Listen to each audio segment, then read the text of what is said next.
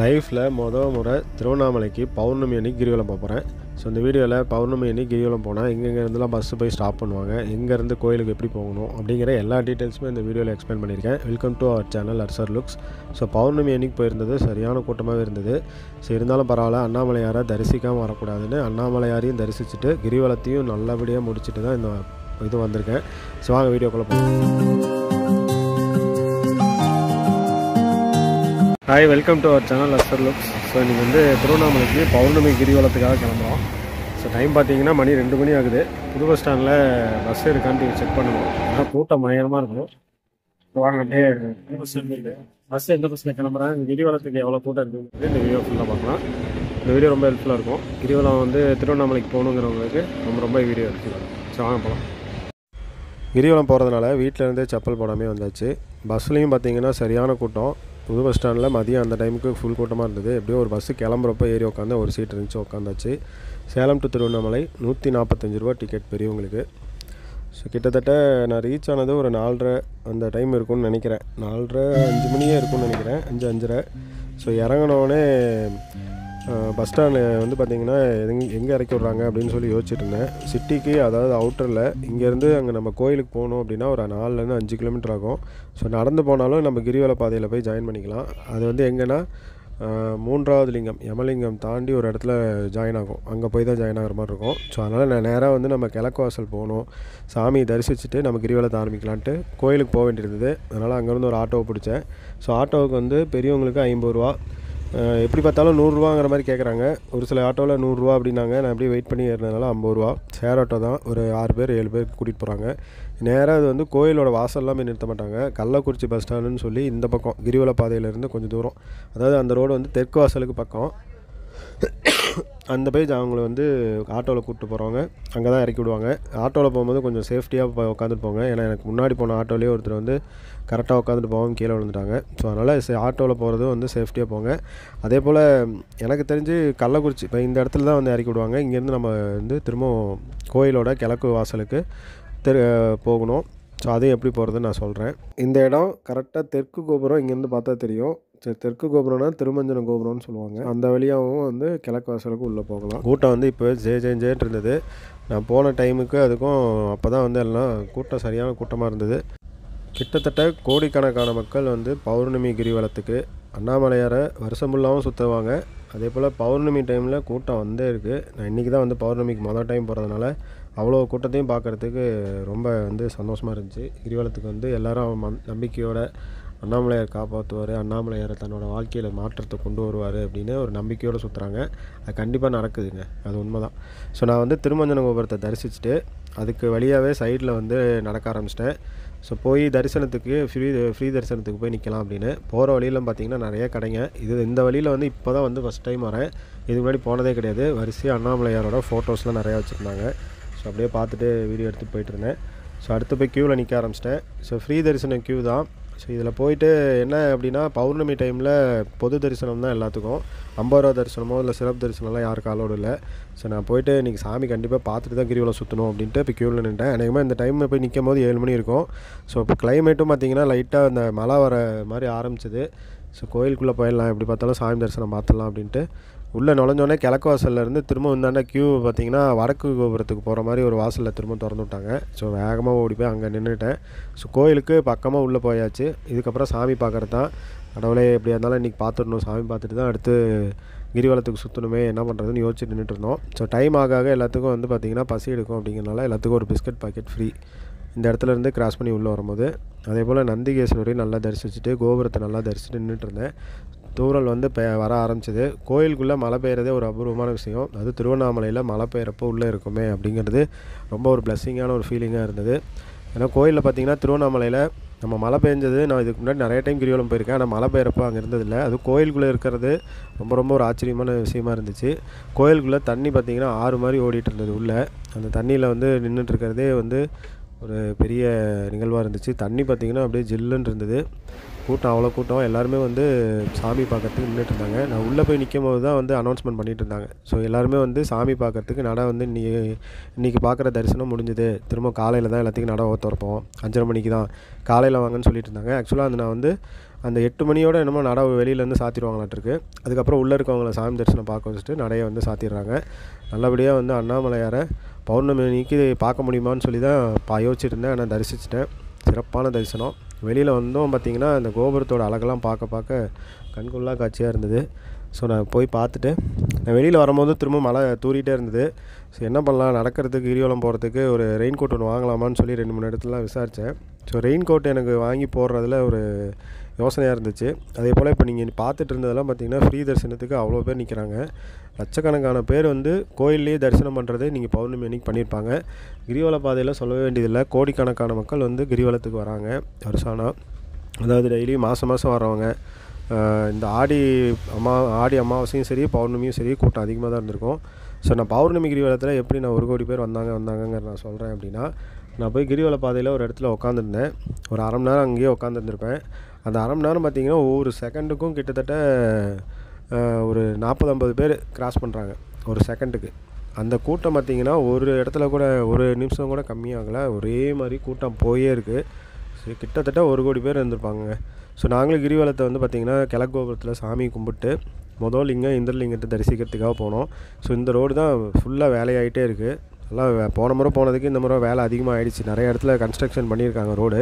இருந்தாலும் அந்த மழை தண்ணி தேங்கி இருந்ததுனால கொஞ்சம் அந்த இடத்த கிராஸ் பண்ணுறது கொஞ்சம் சிரமமாக இருந்துச்சு. ஸோ பௌர்ணமியில் அந்த முழு நிலவை பார்த்துட்டு அண்ணாமலையாரை தரிசிச்சுட்டு கிரிவலம் போகிறதே ஒரு தனி ஃபீல் தாங்க.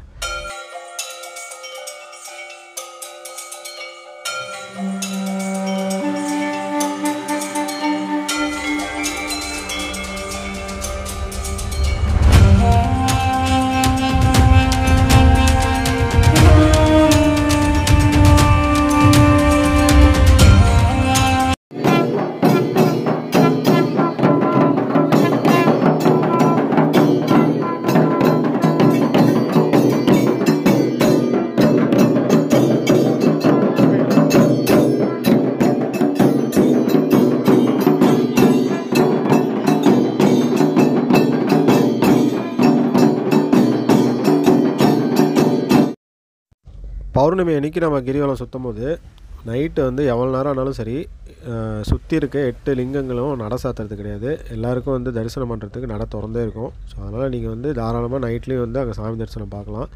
ஸோ கூட்டம் பார்த்திங்கன்னா இந்த இடத்தெல்லாம் கிராஸ் பண்ணும்போது சரியான கூட்டமாக இருந்ததுங்க.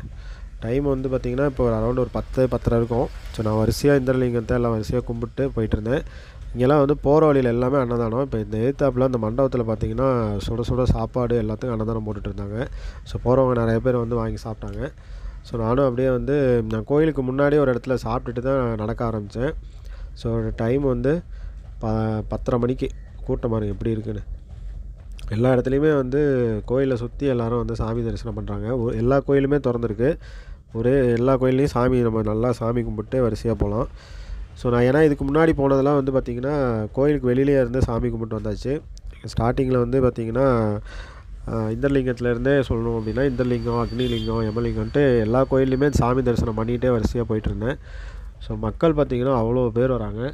என்ன ஆச்சரியன்னா நம்ம கோயிலுக்கு உள்ளே வர்றது வந்து அவ்வளோ பேரும் உள்ளே வந்து சாமி பார்த்துட்டு அடுத்து கிரிவலம் சுற்றினோன்னே அவங்களாம் எங்கே தான் போவாங்கன்னு தெரியாது. எல்லாருமே வந்து கிளம்பிடுவாங்க. ஸோ நான் வந்து இன்றைக்கி போனதே வந்து ஃபஸ்ட்டு சாமி கும்பிட்டாச்சு. அடுத்தது தான் வந்து கிரிவலத்தை வந்து சுற்ற ஆரம்பிச்சிருக்கேன். ஸோ கோயிலில் வந்து இப்போ அக்னிலிங்கத்தை தரிசிக்கிறதுக்காக வந்திருந்தேன். இந்திரலிங்கத்தையும் இதான் முறை, அக்னிலிங்கத்தையும் இப்போ தான் முறை போய் எவ்வளோ நேரம் ஆனாலும் பரவாயில்ல, கியூ எவ்வளோ பெருசாக இருந்தாலும் பரவாயில்லன்ட்டு பொறுமையாக இருந்து சாமி கும்பிடலாம் அப்படின்னு கும்பிட்டே வந்தாச்சு. ஸோ அந்த பௌர்ணமியில் நிலாவை பார்க்குறது வந்து அவ்வளோ சூப்பராக இருந்தது. ஸோ கோயிலில் வந்து இது என்னென்னா இவ்வளோ பேர் நடக்கிறவங்க எல்லாத்துக்குமே வந்து தேவையானது இளநீர் ஆகட்டும் இல்லை டீ கடை அப்படின்னு வரிசையாக கடை இருக்குது. நான் அந்த கோட் வாங்காததுக்கு யோசித்தேன் இல்லையா, ஏற்கனவே சொல்லியிருந்தேன் ரெயின் கோட் வாங்கலாமான்ட்டு. 100 ரூபாய்க்குன்னு அந்த கோட் விற்றுட்டு இருந்தாங்க. ஸோ நான் வேணாம், என்னானாலும் பரவாயில்ல, மழை பெஞ்சாலும் பரவாயில்ல, நனைஞ்சிட்டே நடந்துடலாம், கோயிலுக்கு வந்துட்டு நாம் எதுக்கு மேலெல்லாம் முடிக்கணும், அண்ணாமலையார் பார்த்துக்குவார் அப்படின்ட்டு கோட்டே நான் வாங்கலை. என்ன ஒரு ஆச்சரியம்னா இதுக்கு முன்னாடி இந்த டைமில் வந்து ஒரு 2 மணி நேரத்துக்கு முன்னாடி இங்கே சரியான மழை இந்த இடத்துலலாம். ஸோ நான் கோட்டே வாங்கலை, பரவாயில்ல என்னானாலும் சரி நனைஞ்சிட்டாவது கோயிலில் சுற்றி வந்துடலான்ட்டு வாங்காமல் வந்தேன். ஒரு துளி மழை கூட வரல. அதுக்கப்புறம் கோயிலுக்குள்ளே அவ்வளோ மழை பெஞ்சுது. அதுக்கப்புறம் மழையே இல்லை.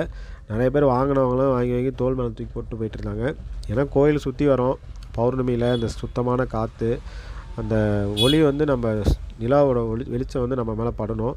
அதுக்கு மேலே எல்லாத்தையும் நம்ம கவர் பண்ணிட்டு போகிறதுக்கு அது கிரிவலத்தில் எனக்கு அந்த மாதிரி போக வேணான்னு தோணுச்சு. அதனால வாங்கலை. வாங்க வேணாம்னு நினச்சதுக்கு தகுந்த மாதிரியே மழையே வரல. வாங்கியிருந்தாலும் அது நூறுரூவா வந்து பார்த்திங்கன்னா வாங்கியிருந்தால் அது வேஸ்ட்டு தான். ஸோ எப்படியோ நல்லபடியாக சாமி வந்து எல்லா சாமியுமே பொறுமையாக நின்று எல்லா 8 லிங்கங்களையும் வணங்கிட்டு, அண்ணாமலையாரை ஏற்கனவே தரிசித்து வந்தனால 8 லிங்கத்தையும் நல்லா வணங்கியாச்சு. மக்கள் இவ்வளோ பேரும் பார்க்குறதுக்கு ரொம்ப ரொம்ப ஆச்சரியமாகவும் அதிசயமாக இருக்குது. ஏன்னா இவ்வளோ பேர் கூட்டம் உள்ளே வராங்க. வந்துட்டு பார்த்திங்கன்னா சாமி கும்பிட்டோன்னே எல்லோரும் வெளியில் கிளம்பிடுவாங்க. கூட்டம் வந்து அடுத்த ஒரு நாள் 2 நாள்லாம் இவ்வளோ பேர் எப்படி இங்கே வந்தாங்கங்கிற மாதிரி இருக்கும். ஏன்னா பஸ்ஸில் வர்றது கூட ஓகே, பஸ்ஸு வந்து இத்தனை பஸ் வருது பஸ்ஸு வந்து குறிப்பிட்ட பஸ் உள்ளே வருது. ஆனால் இவ்வளோ லட்சக்கணக்கான பேர் கோடிக்கணக்கான பேர் எப்படி வராங்கங்கிறது தான் பெரிய. உள்ளே வந்துட்டு பார்த்திங்கன்னா சாமி கும்பிட்றதும் தெரியாது, கிளம்புறதும் தெரியாது, அவ்வளோ பேர் டக்குன்னு கிளம்பிடுவாங்க. ஆனால் இந்த இடத்துல கிரிவல பாதையில் நீங்கள் இவ்வளோ பேர்த்தையும் பார்க்கலாம். ஸோ நான் இது மாதிரி கடைங்க வந்து என்ன ஆச்சரியமானதுன்னா நிறையா கடைங்க இருக்குது. அதாவது வீட்டுக்கு தேவையானது, மூலிகை, இது மாதிரி பொம்மை சாமானம். இப்போ நடக்கிறவங்களுக்கு தண்ணி இருந்தால் போதும், இளநீ குடிக்கலாம், இல்லை ஃப்ரூட் சாப்பிட்லாம். ஆனால் எக்கச்சக்கமான கடைங்க வீட்டுக்கு தேவையான சாமானம் அது இதுன்னு A to Z எல்லா சாமானமும் போட்டு எல்லாம் சவுண்டு பயங்கரமாக வச்சு அங்கே சேல்ஸ் பண்ணிகிட்ருக்காங்க. ஆனால் அமாவாசை டைமில் வந்தீங்க அப்படின்னா இந்த மாதிரி கடைங்க வந்து இருக்கும். ஆனால் கொஞ்சம் ரொம்ப கம்மியாக தான் இருக்கும். தேவையானது இந்த வாட்டர் பாட்டில் விற்கிறது, இளநீ கடை அப்படின்னு தான் இருக்கும். பௌர்ணமிக்கு வந்து பார்த்திங்கன்னா பயங்கரமான கடைங்க. அதுக்கப்புறம் நித்யானந்த ஆசிரமம், அப்புறம் அதுக்கு எதிர்த்தாப்பில் இருக்க ஆசிரமம்ன்ட்டு நைட்டு என்ன இப்போ 1 மணி இருக்கும் இந்த இடத்துல கிராஸ் பண்ணும்போது. அப்புறம் அடிமுடி சித்தர் ஜீவ சமாதி, அங்கேயும் போய் சாமி நல்லா கும்பிட்டு வந்தேன். ஏன்னா போன முறையில் இங்கே போக முடியல. ஸோ நல்லா அவங்கெல்லாம் சாமி கும்பிட்டு எல்லா இடத்துலையும் வந்து அன்னதானம் போடுறாங்க. தேவையான மக்கள் வாங்கி சாப்பிட்றாங்க. ஸோ விடிகாலையில் கிட்டத்தட்ட நான் ஒரு 5 மணி 5:30 வந்துட்டேன். வந்துட்டு முன்னாடி வந்து கிழக்கு கோபுரத்தில் சாமி நல்லா கும்பிட்டு ஃபேஸ் பார்த்திங்கன்னா எனக்கு வந்து சாமி எல்லா இடத்துலையும் கும்பிட்டு வந்தது ஒரு ஹாப்பியான ஃபீலிங்கு. ஏன்னா போன முறை வந்து போய் எல்லா இடத்துலையும் வெளியிலேருந்து சாமி கும்பிட்டு வந்தோம். ஸோ இந்த இடத்துல எல்லா லிங்கங்களையும் சாமி கும்பிட்டு நல்லபடியாக வந்து அண்ணாமலையாரையும் தரிசித்தாச்சு. ஸோ நெக்ஸ்ட்டு ஒரு நல்ல வீடியோவில் மீட் பண்ணுறேன். தேங்க்ஸ் ஃபார் வாட்சிங். நீங்களும் வந்து பௌர்ணமி கிரிவலம் வரணும் அப்படின்னா தாராளமாக வாங்க. ஏன்னா பஸ் வசதி இருக்குது. ஸோ நான் அடுத்த முறை எப்படி யோசித்து வச்சுருக்கேன் அப்படின்னா, கள்ளக்குறிச்சி போயிட்டு கள்ளக்குறிச்சியிலேருந்து திருவண்ணாமலை வந்துடலாம் அப்படின்னு ஒரு யோசனை இருக்குது. என்ன காரணம்னா, கள்ளக்குறிச்சி பஸ் ஸ்டாண்டில் வந்து அங்கே இறக்கி விட்றாங்க அப்படின்னா திருவண்ணாமலையில். ஸோ நம்மளுக்கு வந்து கோயில் ரொம்ப பக்கமாக இருக்கும். சேலத்துலேருந்து இப்படி நம்ம அரூர் வழியாக திருவண்ணாமலை உள்ள என்ட்ரி ஆகிறத திரும்ப ஆட்டோவுக்கு சார்ஜஸ் கொடுத்து போக வேண்டியதாக இருக்குது. போகும்போது ஆட்டோவுக்கு 50 ரூபா கேட்டாங்க. அதாவது சேலத்துலேருந்து திருவண்ணாமலை ரீச் ஆகி திருவண்ணாமலையிலேருந்து அந்த கிழக்கு கோபுரம் போகிற வரைக்கும் 50 ரூபா. இதே வந்து திருவண்ணாமலையில் நம்ம காலையில் கிரிவலம் முடிச்சுட்டு அங்கே பஸ் ஸ்டாண்டு வர்றதுக்கு 100 ரூபா வாங்கிட்டாங்க ஆட்டோவுக்கு. ஸோ ஆட்டோவுக்கே 150 ரூபா ஆகிடுது. ஸோ அதனால் நெக்ஸ்ட் டைம் வந்து என்ன பண்ணணுன்னா, கள்ளக்குறிச்சி போயிட்டு நான் அங்கேருந்து திருவண்ணாமலை ரீச் ஆகி எப்படிங்கிறத நெக்ஸ்ட் வீடியோவில் சொல்கிறேன். தேங்க்ஸ் ஃபார் வாட்சிங். பாய்.